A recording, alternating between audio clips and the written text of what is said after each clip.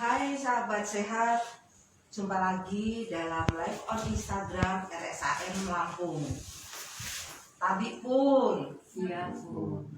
kali ini saya Yuliana Indiani akan memandu bincang-bincang kita pada pagi hari ini dalam rangka memperingati Hari Hemofili Sedunia.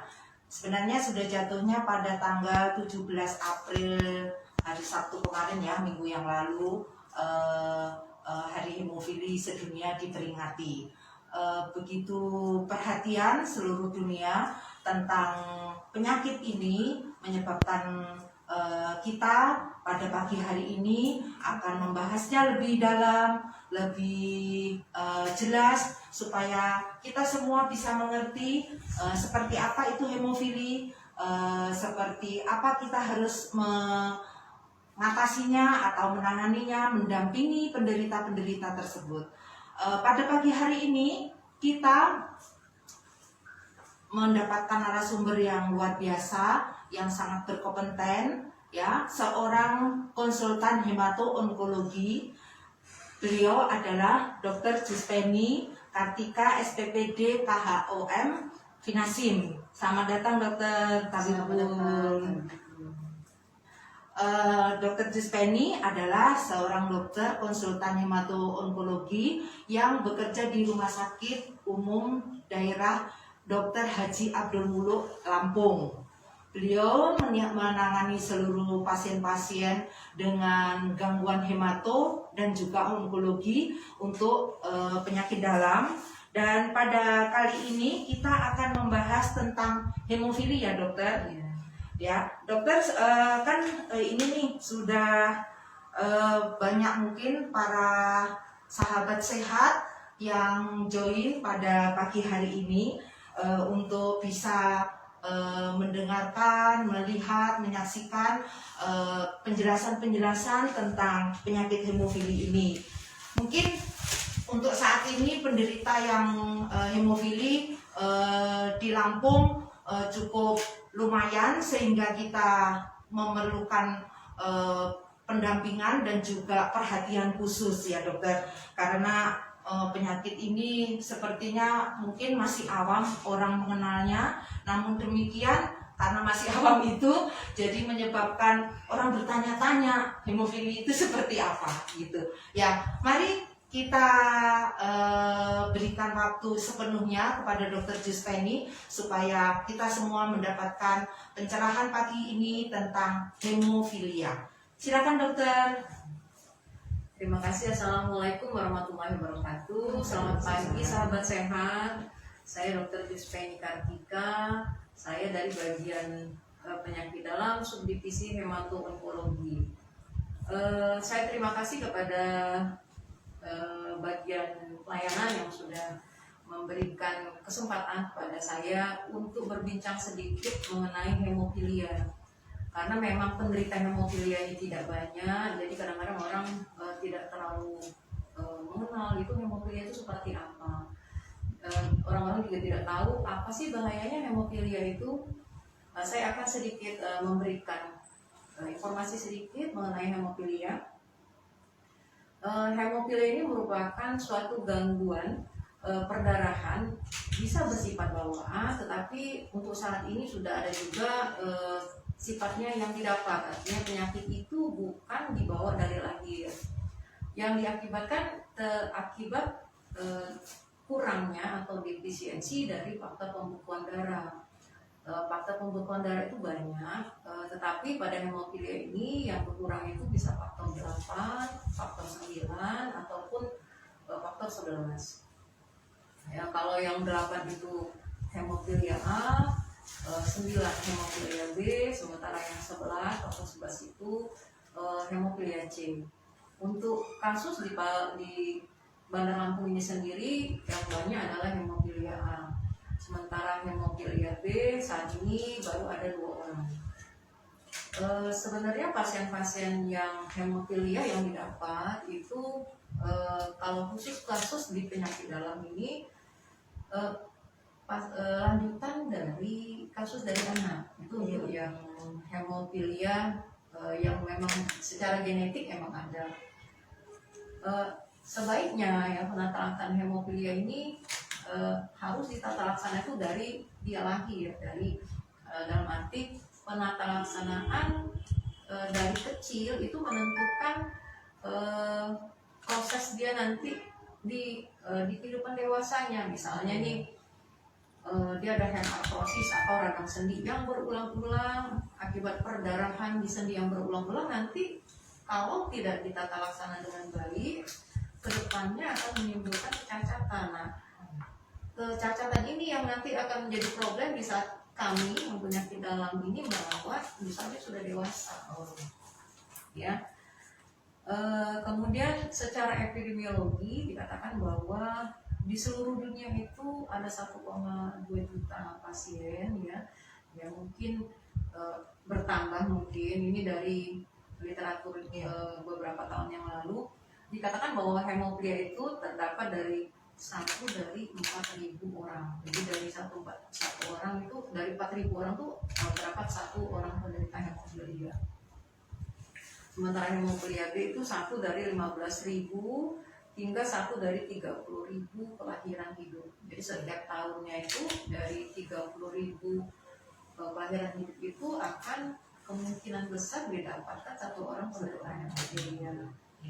Hemofilia ini sebenarnya lebih eksklusif terjadi pada laki-laki sebenarnya, tetapi kasus pasien saya ada yang perempuan juga. Jadi hemofilia ini secara genetiknya tuh X-linked, jadi dari gen X-nya. Kenapa pada perempuan itu kok jarang ada? Karena perempuan kan kita tahu ada 2X, XX. Jadi kalau salah satu gen X-nya mengalami kelainan, sementara X yang lainnya tidak, jadi otomatis dia hanya sebagai karier saja. Nah, sementara laki-laki, kenapa kok dia bisa kena? Karena laki-laki kan XY, jadi hanya satu. Jadi kalau ada X-nya kena, maka dia langsung bermanifest. Nah, mungkin pada kasus saya itu ada 1 keluarga, ada yang hemofilia A, ada yang hemofilia B, satu keluarga. Kemudian karier yang perempuan misalnya nih, dia kan X, misalnya dia karier yaitu X yang pembawa X yang tidak menikah dengan laki sehat, ya. Dia akan mempunyai kemungkinan besar laki-laki yang terkena hemofilia ini sebesar 25%. Sementara perempuan pembawa sifat 25% dan 50%-nya 25% laki-laki, 25% perempuan itu akan sehat. Tetapi kalau perempuan yang pembawa ini menikah dengan seorang yang penderita hemofilia, kemungkinan besar akan mendapatkan perempuan dengan hemofilia itu akan ada juga. Ya, kenapa sih kok faktor 8, faktor 9 ini turun, kok terjadi perdarahan? Karena faktor-faktor pembukuan ini penting dalam proses hemostasis tubuh kita. Jadi normalnya kan di atas 50% faktor pembekuan darah kita ini. Nah, kalau pada penderita hemofilia ini bisa tadi ada 3 kriteria, kurang dari 1%, 1-3%, atau di atas 3%. Kalau yang berat itu kurang dari 1%, yang sedang itu 1-3%, sementara yang ringan itu lebih dari 3%. Nah, yang bahaya itu adalah yang kurang dari 1%. Karena kalau faktor 8 yang kurang dari 1%, kemungkinan terjadi perdarahan spontan itu besar. Nah, paling sering mereka lagi ini saja, misalnya ngantuk dikit saja bisa bengkak, atau gosok gigi aja yang agak ini dikit berdarah. Ya, karena kekurangan faktor pembekuan darah tadi ya, tergantung A, B, atau C ya, faktor 8, 9, atau 9. Faktor ini terlibat dalam kaskade pembekuan darah itu. Jadi nanti ada sih, saya memang tidak membawakan temanya ya, kalau memang ada sih tadi saya bawa. Kemudian bagaimana sih manifestasi atau apa saja yang terjadi pada orang dengan hemofilia ini? Hemofilia ini seringkali perdarahannya itu bersifatnya delay, artinya misalnya nih dia sirkumsisi, ini Iya. terutama pada yang hemofilia Iya. yang tidak berat ya, Iya. dia tidak tahu. Iya. Setelah disirkumsisi, waktu disirkumsisi itu perdarahan tidak ada, Oh, tetapi iya. begitu dia pulang Iya. mulai terjadi perdarahan Oh. karena faktor pembekuan darah bukan hemostasis primernya yang terganggu, hemostasis sekunder. Akibatnya dia perdarahan kok nggak berhenti. Nah baru orang ini Panik. ya Panik kan lah. lupa ini nggak berhenti. Berhenti. Oh, iya. Akhirnya ke rumah sakit Iya. baru ketahuan baru kita nekat ya. Itu yang untuk hemofilia yang ringan. Iya. Tetapi pada hemofilia yang berat dia dari kecil besok sudah mulai Bisa mudah kelihatan ya dok ya. Iya, karena dia kan merangkak, Iya. ya kan terjadi mulai Mulai merangkak merangkak, itu mulai tuh nanti jatuh. mulai ada hemartrosis. Oh iya iya iya. Jadi sendinya bengkak, ternyata Ada ada perdarahan Iya. di dalam saluran di sendinya. Iya.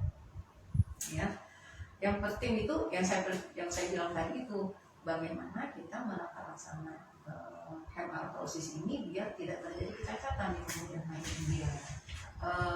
Seringkali tuh saya kalau di seminar mengatakan yang penting itu adalah rest. Ya, rest itu istirahat. Begitu Iya. sendinya misalnya bengkak harus istirahat, jangan dipaksa untuk jalan. Jangan. Iya. Kemudian ice itu es. Jadi bengkak istirahat dikasih es langsung. Iya. Ya sendi ya. Dikompres gitu ya, kompres es. Iya. Kemudian kompresi, jadi artinya dibebat biar tidak bertambah perdarahannya itu tidak bertambah. Iya. Jadi misalnya di hemartrosis dia bertambah bengkak. Iya. Yang ketiga elevasi, jadi dinaikkan kakinya dinaikkan. Jadi selalu kita mengajarkan kepada penderita hemofilia itu untuk melakukan rise tadi di kompres es, kemudian dikompresi dan kemudian elevasi. Nah yang bahaya itu adalah apabila terjadi kronik artropati. Saya ada satu penderita yang sudah kontrakturnya itu sudah termasuk parah karena dia kurang mampu, akibatnya untuk akses dia ke sini itu kan agak susah. Iya. Oh iya.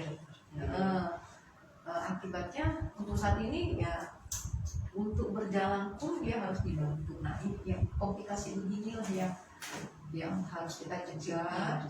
Jadi dari awal penderita hemofilia dari kecil harus bisa ditata laksana dengan baik agar untuk dia ke depannya nanti itu tidak terjadi kronik artropati ini. Cacatannya ya dok ya. Cacatannya, Yang karena kan dicegah. morbiditasnya. Iya. Ya kalau misalnya mortalitas kan untuk saat ini sih penderita hemofilia alhamdulillah Bisa ditolong. ya sebenarnya bisa ada obatnya pun ada. Iya. Hanya saja untuk tingkat morbiditas ke depannya angka kecacatan yang kita cegah. Iya. Ya. Kemudian untuk hemofilia yang tadi yang ringan, sedang, berat ini, untuk yang hemofilia berat, nah hemofilia inilah yang perlu dilakukan pemberian profilaksis. Oh iya. Ya, jadi pemberian Pencegahan gitu maksudnya Iya, kan? jadi Oh iya. walaupun dia tidak ada perdarahan, tetap dilakukan pemberian faktor 8 tadi. Oh, Jadi jadi tidak usah menunggu perdarahannya dulu Nggak usah. dok? Oh iya. Jadi apa sih hemofilia? Hemofilia itu kekurangan faktor 8, apa obatnya ya kasih aja faktor yang dia kurang. Oh gitu. Kalau Iya. faktor 9 kita kasih faktor 9, 8 kasih faktor 8. Hanya yang jadi problem itu faktor 8, faktor 9 ini harganya mahal. Oh iya. Ditanggung BPJS. Ya, untuk saat ini masih ditanggung ya, Iya. walaupun tidak full, benar ya. Iya. Ya, makanya untuk pasien-pasien saya selalu saya tekankan untuk jangan sampai terjadi perdarahan, karena kalau kita perdarahan itu Makin banyak lagi. makin Mahal. banyak lagi atau lebih mahal lagi. Makanya mereka saya berikan profilaksis seminggu sekali atau 2 kali pemberian profilaksis. Iya dokter. Ya. Jadi hemofili ini memang suatu penyakit yang dibawa atau bawaan, namun ternyata ada juga yang nggak bawaan ya dok. Iya. Jadi didapat saat dia sudah dewasa. Iya. Ada kalau untuk yang bawaan memang harusnya ditata laksana sejak dini, sedini mungkin ketahuan supaya tidak terjadi kecacatan di kemudian harinya. Jadi masih tetap produktif dok, meskipun dia penderita hemofili. Karena ini hemofili memang seumur hidup ya dok ya? Iya, karena dia tidak mempunyai faktor 8, jadi otomatis dia akan membutuhkan terus menerus. Nah, hanya tadi yang kadarnya tadi, yang ringan, sedang atau berat. Kalau yang dia ringan, kalau ada perdarahan baru kita berikan. Oh iya dokter. Jadi kalau dia seumur hidup itu memang merupakan beban tersendiri ya dok, beban psikologisnya, juga materinya ya dok, ekonomi juga kan. Beban-beban itu membuat kualitas hidupnya biasanya bisa menurun. Karena itu mungkin melalui Hari Hemofili Sedunia ini kita seluruh masyarakat bisa care dok dengan penderita-penderita ini supaya terbangun sistem bahwa kita peduli terhadap penderita-penderita ini karena mereka memerlukan bantuan seumur hidup, bukan hanya obat penggantinya saja, namun demikian untuk saat-saat tertentu mereka akan memerlukan transfusi.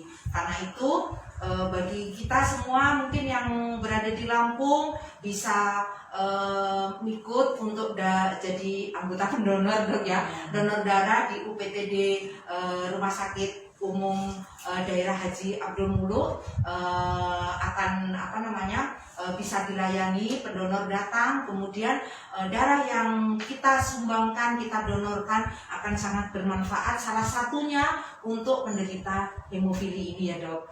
Ya kalau misalnya terjadi perdarahan, tidak tersedia faktor 8, biasanya kita ngasih FFP. Oh ya, itu air precipitat. Ya, itu bagian dari darah dari transfusi tadi kan dok? Iya. Artinya yang diperlukan bermacam-macam dari darah itu bisa digunakannya komponen yang mau diambil untuk pengobatan penanganan pasien hemofilia ini ya dok. Iya. Para sahabat sehat mungkin sudah pada banyak yang mengajukan pertanyaan untuk bincang-bincang kali ini tentang hemofili. Silakan. Ya, mungkin saya bisa bacakan pertanyaannya dokter. Ini dari sahabat kita dari Sandi Krislam. Untuk penderita hemofili ini aman nggak sih dok untuk divaksin COVID-19? Terus kemudian kayaknya dua nih dok pertanyaannya dok. Penyakit hemofili ini gejala awalnya seperti apa? Apa saja ya dok? Dan bagaimana cara kita bisa tahu kalau itu adalah gejala hemofili? Ya mungkin bisa dijawab dok ya. Sepertinya memang bagus nih pertanyaannya dok, karena ini memang masa pandemi COVID-19.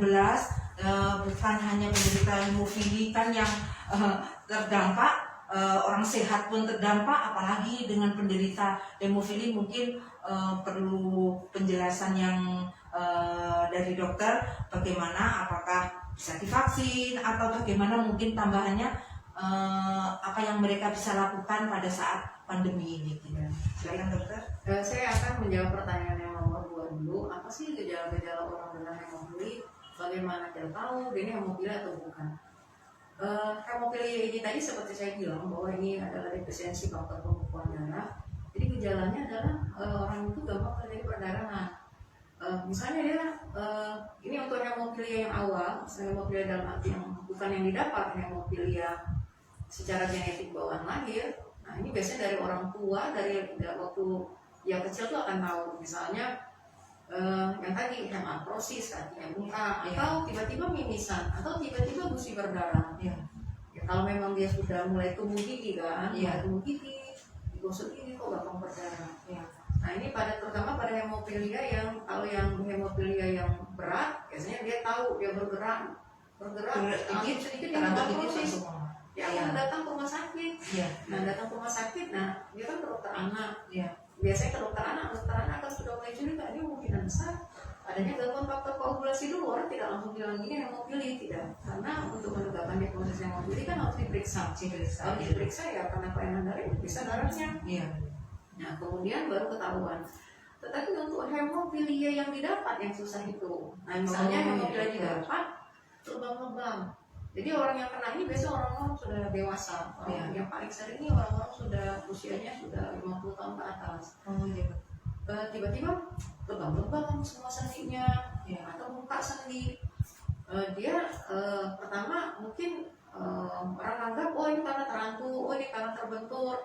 Tetapi kalau faktor pembekuan darah atau faktor yang kurang ini semakin banyak, lebamnya akan semakin luas, bongkarnya akan semakin banyak, baru dia datang. Nanti dia datang ke dokter SPPD biasa, kemudian nanti dari sana kecurigaan arah yang mana baru dikonsulkan ke saya. Nah, dikonsulkan ke saya baru saya cek semua. Nah itu baru ketahuan dia depresiasi salah satu faktor.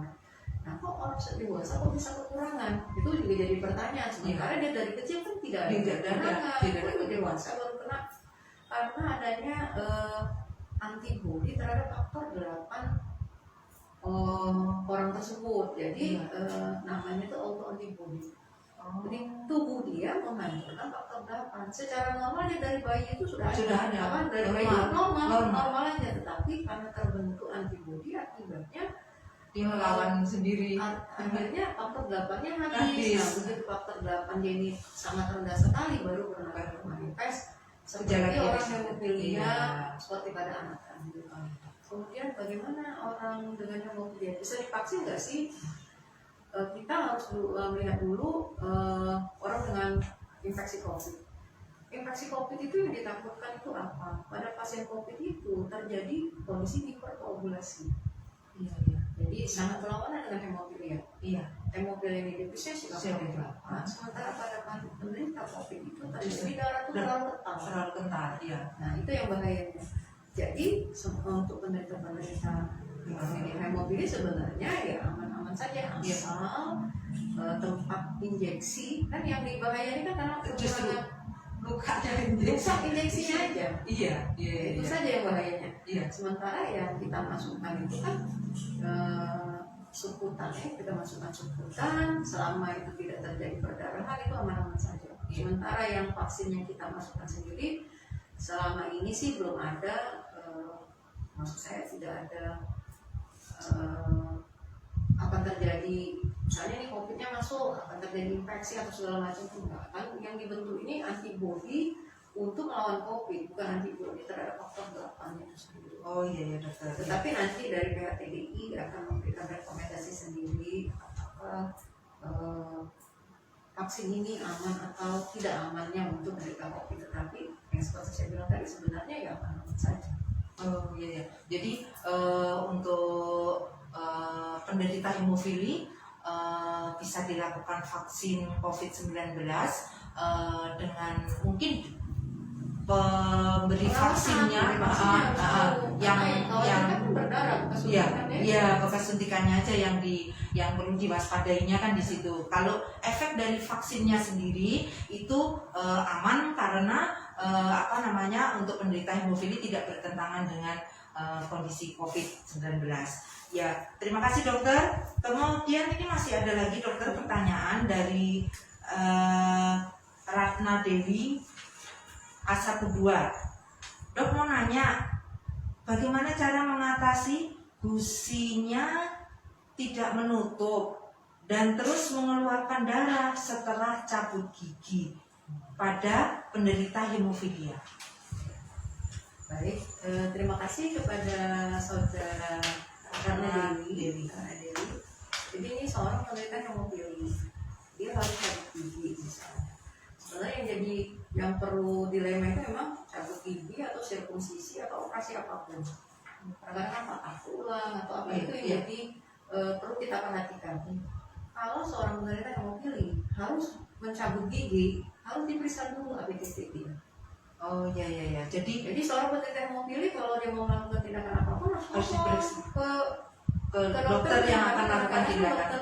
Misalnya dokter gigi, dia kadang-kadang ada suatu saat dia tidak tahu orang ini ada kelainan darah atau tidak. Betul. Ya kan, mungkin ada beberapa yang langsung bertanya, tapi kadang-kadang bisa aja dia nyabut apa ada informasi bahwa dia ini penderita hemofilia atau tidak, hemofilia ringan, sedang atau berat. Nah, Kalau dia penderita hemofilia berat, nah ini yang bahaya karena begitu sudah dicabut gigi dia biasa saja kan delay Delay, kan iya. terlambat. Nah. Terkesan sudah berhenti, tapi begitu sampai di rumah tidak mau berhenti. Bagaimana caranya? Ya kita lakukan pemberian faktor 8. Iya. Jadi Iya. bagaimana caranya? Diberi faktor 8 di yang luka itu apa namanya Ditekan. ditekan Iya. kan seperti sama tadi rice ya. Ditekan, kasih ditekan, es di sininya, kemudian dikasih faktor 8 untuk memberhentikan perdarahannya. Nah, saya pernah dapat anjuran dari teman saya yang dokter gigi.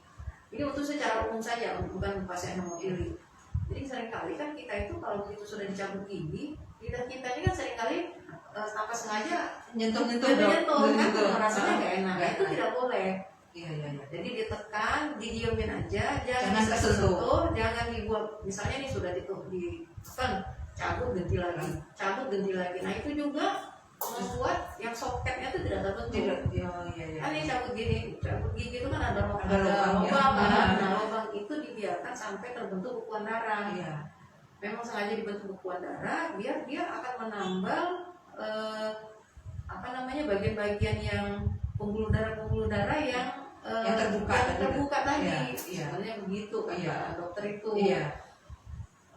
Karena ya saya bilang tadi kita kan seringkali lidah kita nggak bisa diganti ya. Iya.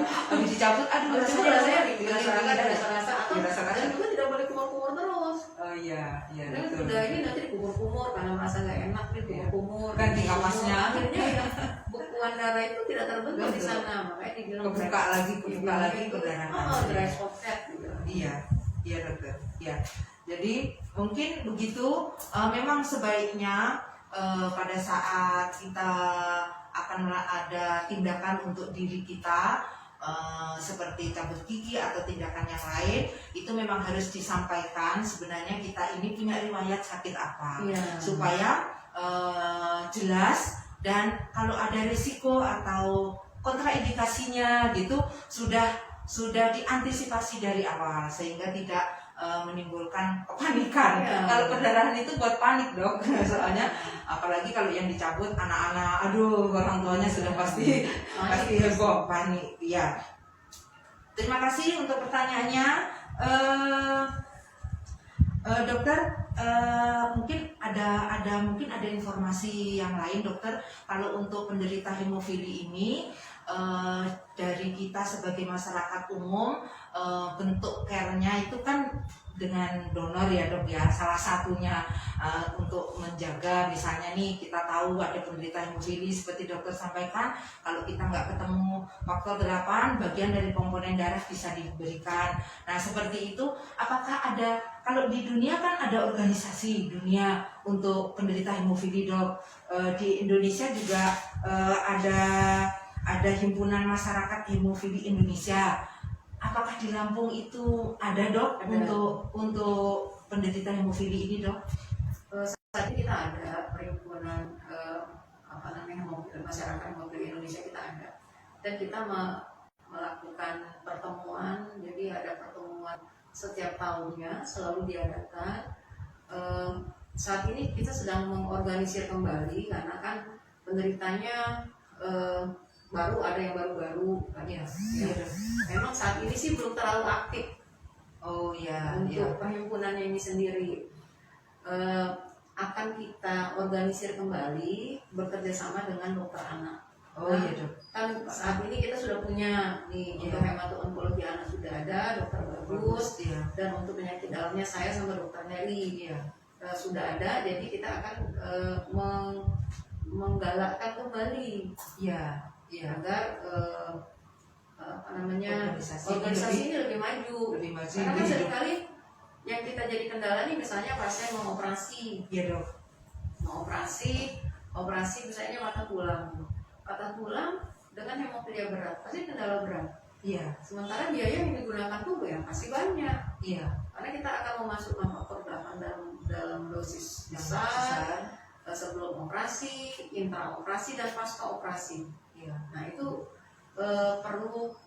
makanya perlu adanya perhimpunan ini Karena ini nanti perhimpunan ini nanti bisa misalnya tadi itu kerjasama dengan PHTDI ya, Perhimpunan Transfusi Darah, Hemofili Transfusi Darah Indonesia. Jadi dengan adanya diketuai sama guru kami di Jakarta, Dokter Dimana, untuk untuk biar orang-orang yang seperti ini bisa ditanggulangi, karena yang biaya yang besar ini tadi. Oh iya. Karena tidak mungkin misalnya nih orang dengan hemofili di suatu rumah sakit dengan fasilitas misalnya faktor 8-nya yang tidak tersedia banyak, misalnya sementara untuk saya alhamdulillah BPJS masih bisa menanggung, tetapi kan tidak semua bisa menanggung, misalnya gitu. Sementara biaya yang dikeluarkan itu akan besar sekali. Iya betul. Makanya penderita-penderita hemofili saya selalu menganjurkan jangan misalnya nih kan mereka kita kadang-kadang nggak bisa kita cegah, maunya main bola gitu kan. Iya dok. Ya kalau anak dosisnya masih kecil karena berat badannya masih kecil. Nah kalau orang dewasa berat badannya sudah besar, dia main bola buka kaki, masuknya tuh nggak bisa cuma sekali masuk. Iya betul. Misalnya nih dosisnya 2.500, 2 kali 2.500. Sementara ini kan kita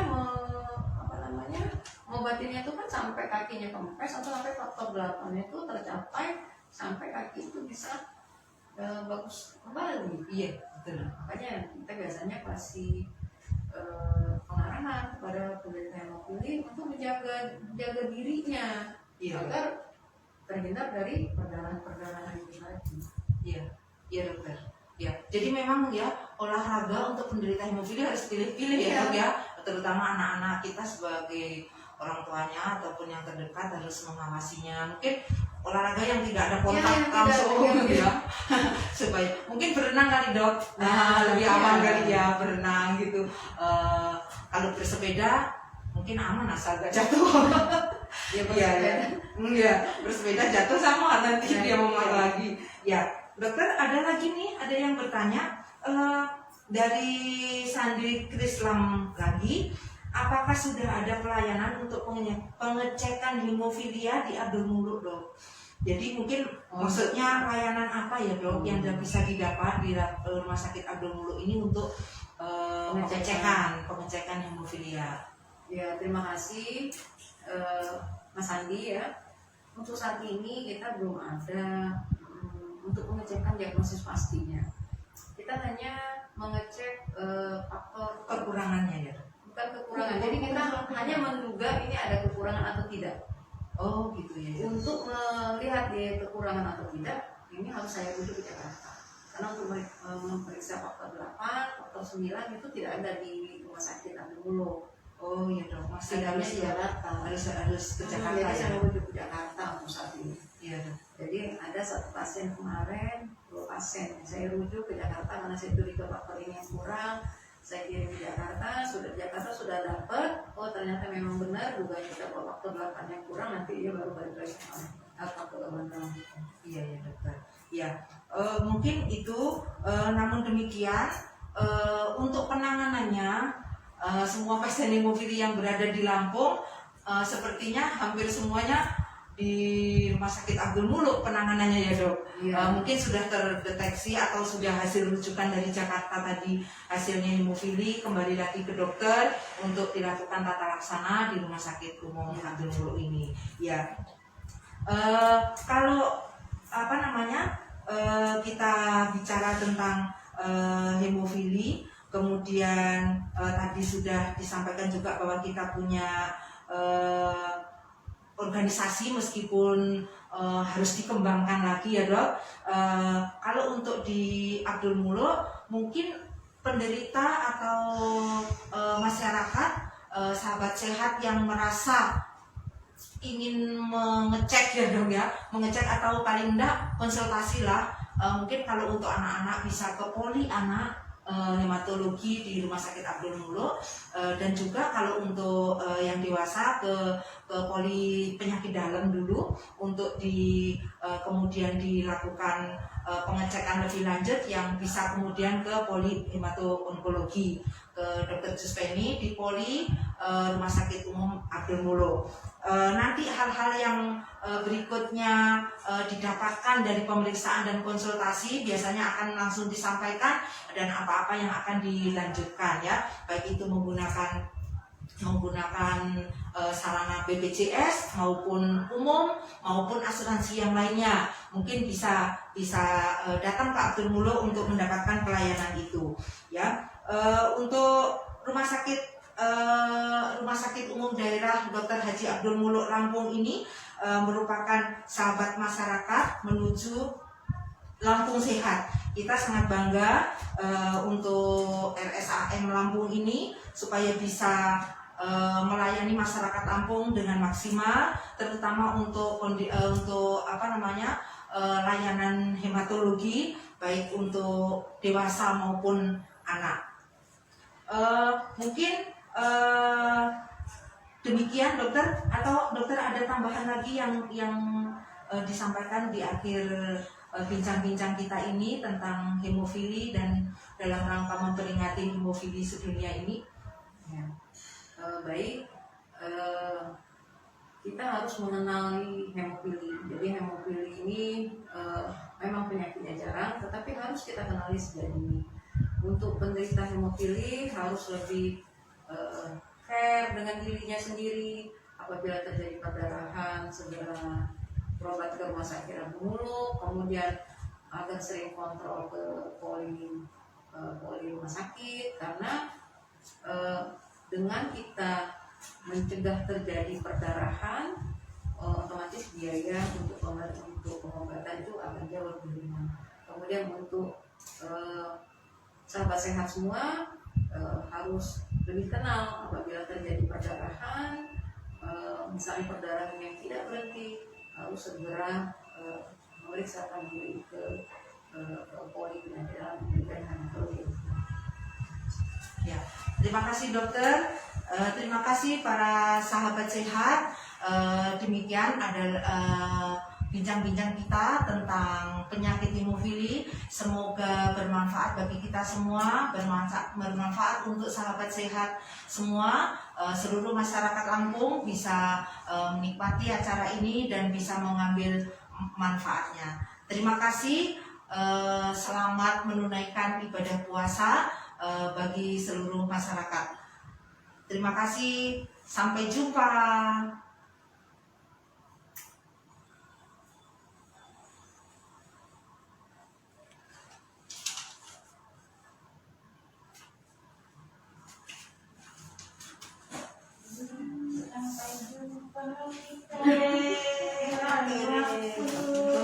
Ada yang menelepon saya ini lagi Dokter puasa.